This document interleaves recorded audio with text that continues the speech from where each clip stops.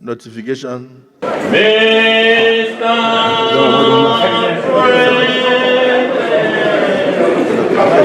of the demise of Senator Dr.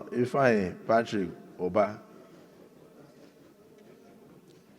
This is to inform the Senate of the Federal Republic of Nigeria of the demise of Senator Dr.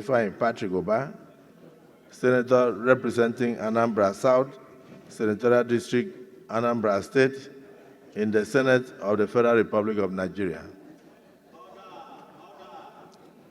The sudden demise of Senator Oba occurred in the early hours of Saturday, 27th day of July, 2024.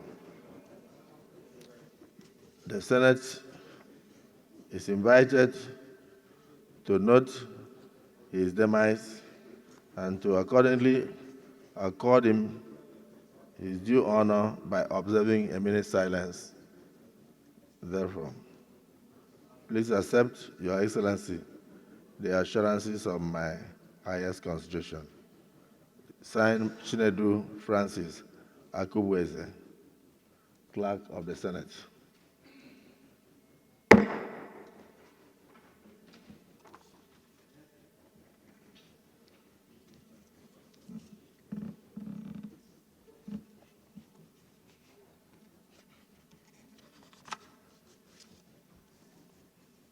Ordinarily, distinguished colleagues, we have gathered already today, and we have just been informed of this very sad news of the demise of our colleague.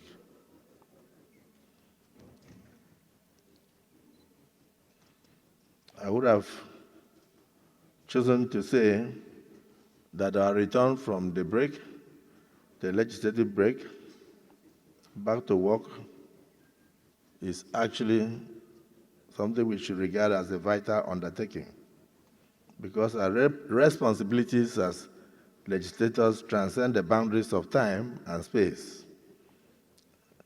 We all work around the clock. I've often reiterated that while the judiciary may stand as the last refuge of the common man, it is the legislature that embodies the first glimmer of hope for the common man. I believe if we, as the architects of our nation's destiny, can stem the tide when it rises and set ourselves with purpose, the executive arm will navigate with greater ease, and the judicial arm will ensure that the course defined by our collective will is adhered to. The very recent break was an opportunity for us to connect with the heartbeat of our constituents, instilling in them the belief that brighter days lie ahead. Therefore, many of us witnessed myriad of significant achievements and developments in all senatorial districts across the country, with senators traversing from length and breadth of their various constituencies.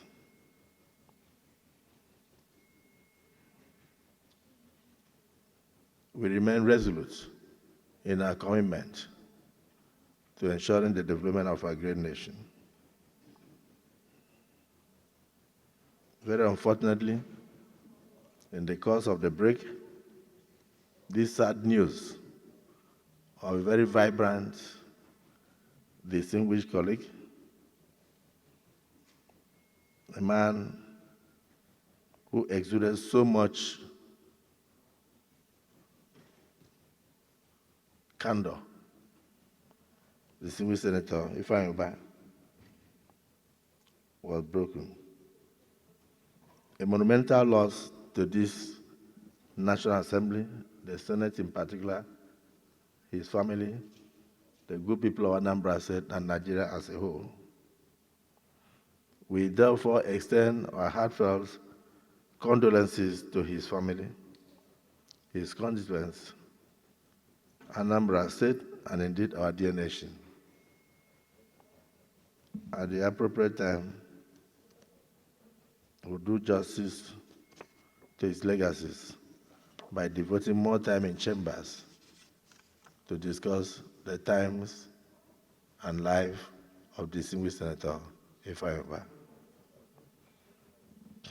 However, in the face of rising economic pressures, our fellow citizens have been grappling with the harsh realities of inflation, soaring living costs, unpredictable markets, and economic indices.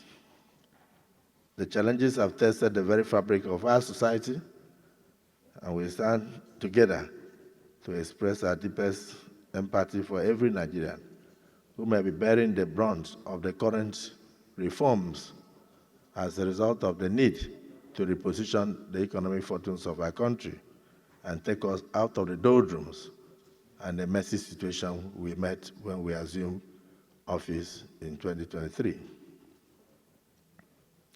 We want Nigerians to know that their struggles are not lost on this Senate.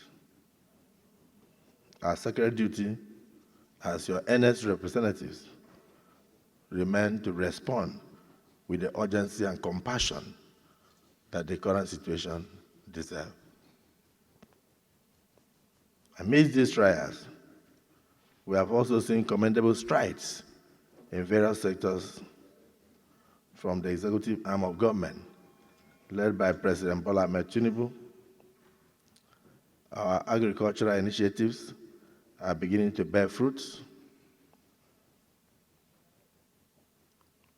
The strides made in infrastructure can be seen by all, even starting from the Federal Capital Territory. These glimmers of hope paved the way for a brighter future.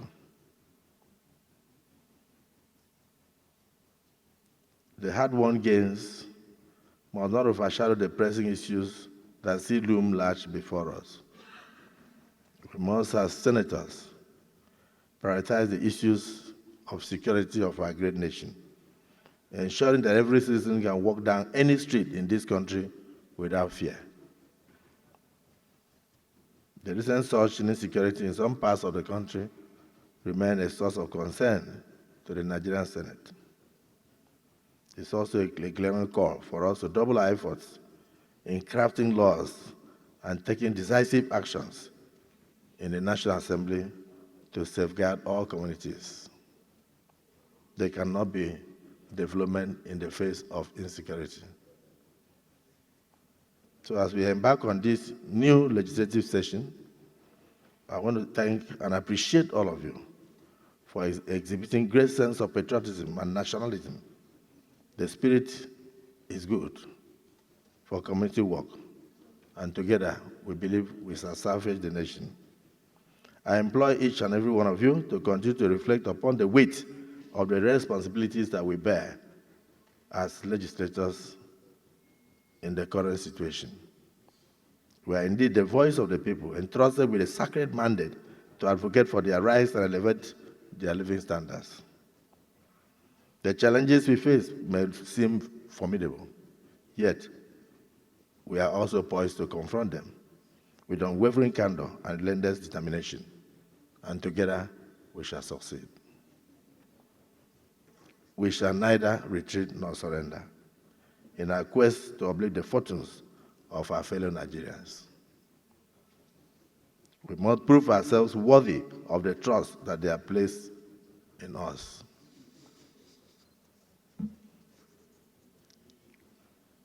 We will continue our oversight functions to ensure that we don't just come here to pass budgets, but we ensure the implementation of those budgets. And therefore, the budgets we pass must bring tangible realities to every Nigerian, and every Nigerian must experience the efforts of the government. We must be tireless in our pursuit of those policies that promote economic stability, enhance security, foster social justice, We must meet the rising tide of cynicism in our land with steadfast resolve, genuine engagement, renewed commitment, and a clear vision for change, despite whatever castigation we may be getting in the social media.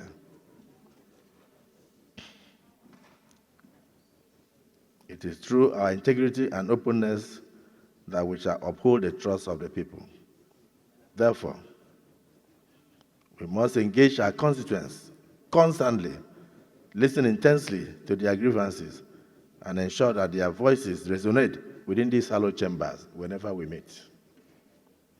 Let each of us be a clarion call. Do so, akin to John the Baptist in the Holy Book, in the Holy Bible, and Yahya ibn Zachariah in the Holy Quran, is one and the same person, proclaiming that in this blessed country, every valley shall be exalted, every mountain and hill made low, that the crooked paths shall be made straight, and the rough places made smooth, and that all flesh shall bear witness to the success of our collective efforts at the end of our tenure. So I urge you to continue in the journey. I conclude by appreciating you, your families, and your labors of love, your great sacrifices to our country.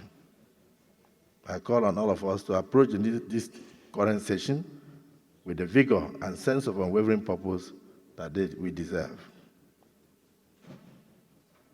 Let us return to our various communities as champions of their causes and as the voices that they want to hear, and not the voices they hate to hear. If we do so, we shall illuminate the path and bring about the glimmer of light for more prosperity for Nigeria. I thank you for listening to me.